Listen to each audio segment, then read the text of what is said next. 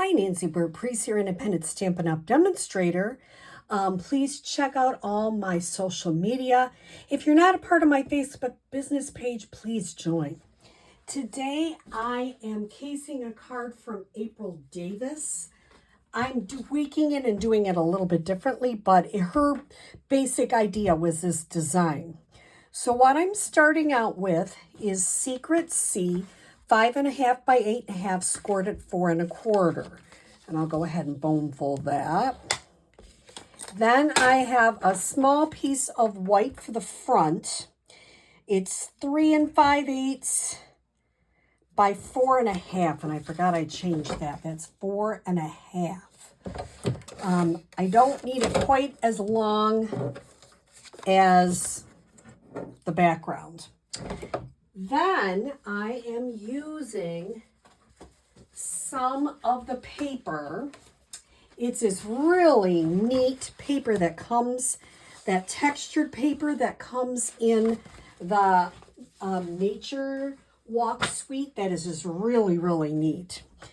And I'm also using an inside white 4 by 5 1/4. So I used a more tan piece. And you can see every time I cut it out, I do it a little different, and I'm okay with that. What I'm going to do with this, and moving this to the side, is I am going to start adding some ripped paper. But before I do that, I forgot to tell you, it's the Nature Symphony die that I'm using, and I'm saving the cutout for a different card. And for my sentiments, I'm using Friendly Foliage. This is one of my favorite sentiments, so you see me use it a lot. So you're going to get different size strips. They're all 3 5/8. Some are 1 1/2. Some are 1.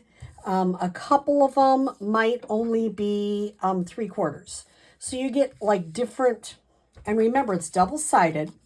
So on the bottom, I'm only ripping the top because you're not going to see the very bottom. And this one I'm just going to use with Snail.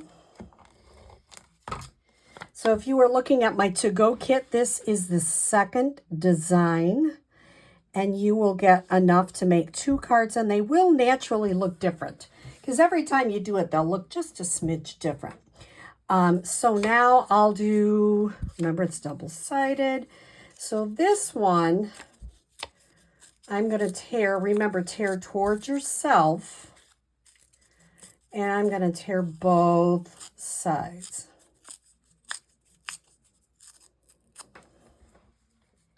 Oops. And I'm going to add a little bit of the liquid glue for this. This gives me a little wiggle room. And I'm going to lay it right. I don't want any of that white. I don't mind if there's designer series paper white. I just don't want that kind of white.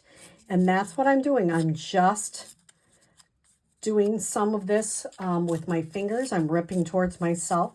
I'm ripping in little chunks. You can do it however you want. I will give you in your to-go kit several strips, so you can do whatever you want to do with it. Double-sided, you can do anything. There is no wrong or right with this technique, which is kind of why I like it. And it really looks neat. She had the idea to do this. She did it a little bit differently. She cut off part of this and put it on the front, but I didn't want to do that. I wanted to do it a little different. So that's kind of fun. I always kind of look and see what are my colors. Ooh, I might do a light color next. Some people really spend a lot of time planning out their color scheme. As you can see, I do not do that. I just kind of wing it and go. If I did a dark one, I might do a little bit lighter one. That might mean I don't get the exact result every time, but see, I'm okay with that. If you're not, you'll want to plan it out ahead. Yes, I did see I got a little bit of glue there. It's the beauty of this mat. And now I might keep looking. which is the one that has the dark behind it? This one. I might do a little bit of that. It's not super fast technique. I don't find it a hard technique.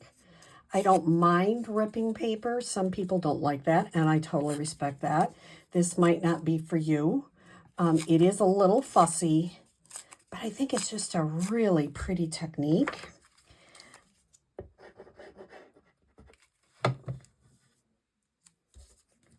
And every time I do it, it turns out a little bit different. Don't worry if the ends aren't perfect, because you notice that's pretty much covered up. Maybe I'll do another green one. I'll do a bigger green one. Maybe a little less having to rip on camera.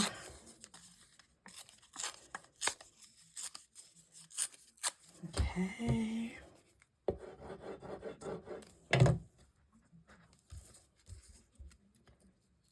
Once again. And this one, the top one, what I might do is just leave one end flat and rip only on one side. And if you get extras, you can use them on a different card or use them for something else. And since the very top doesn't show, I only have to rip there. So I'm going to put these to the side, so I'll use those on another card. Do they all have to be exactly the same? No, they do not. So now what I'm going to do, isn't that cool? When you line that up on that, that really looks neat. Last time I glued it on, I'm going to try something different. And then you'll have to tell me, if you get a kit from me, you're going to get dimensionals too. So you get to make the decision what you decide to do. I'm trying to get dimensionals to hold the paper. I'm using mini dimensionals. If I use big ones, I'm afraid they'll show. I'm going to see if I can get one wedged in right there. I think I can. Same thing here. So I'll probably get this section all with dimensionals, and then I might just glue on the sentiment. Now see, these I think are a little too small, so we'll have to see. Now I'm going to use some larger dimensionals for the other parts. Just kind of really get it, because this is a busy piece with parts of it cut out. So you really want to make sure and not short yourself on dimensionals. You want it to be very filled and go all the way.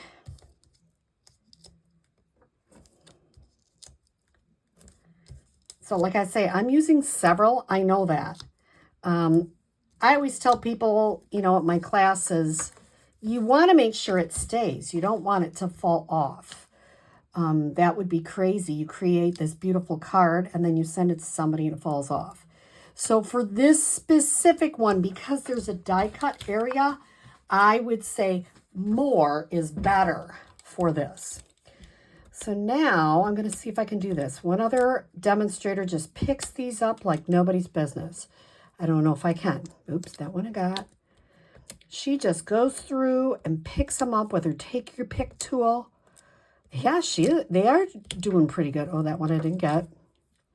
Most of them come right off. Some of them don't. I tend to just do it with my fingers as quick as I can. That almost seems as quick as doing it with my take your pick tool. So you saw two different ways to do it. There is no wrong or right on that one either. That's what I kind of like about stamping. You can really make it your own. You don't have to do it the same way every time.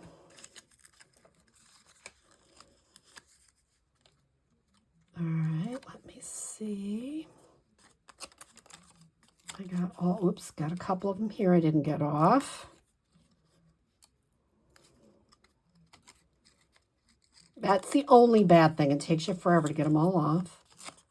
This one's not off. I think I got them all off. All right, I'm moving that to the side. And I'm going to lay them on so I get the color I want. And I don't want to, now this one I'm going to move over a little bit. There we go. Isn't that cool? Now, if you get a little bit of this, that's going to be okay.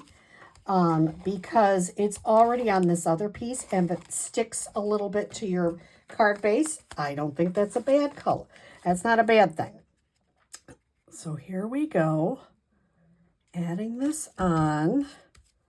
We're going to have to take a look at it. If you ask me right this minute in time, I like the popped up version better. But you'll have to tell me what you think. Now I'm using Friendly Foliage, and I already stamped it on a Stylish Shapes die. So I'm going to just take my scissors and cut. You don't need anything tricky for that. And I'm going to glue it on. I am not going to pop it up. I'm just going to adhere it with a little bit of glue. And then the last part I'm going to do is I'm going to add some of the in color dots, which are going to be retiring. And they might, I haven't checked yet today, they might still be on the online store. They might not. Things are going, it's April, things go pretty quick. I'm not going to do it on camera, but on the inside, you'll get a basic white and you'll get some DSP. And I think I got that on a little crooked, but we're going to leave it. So a very fun card. This is the second card that goes in my kit to go for the month of April. So I hope you like that. If you are interested in getting any information from me or a newsletter, please reach out, message me, and I'd be glad to get that to you. Have a great day.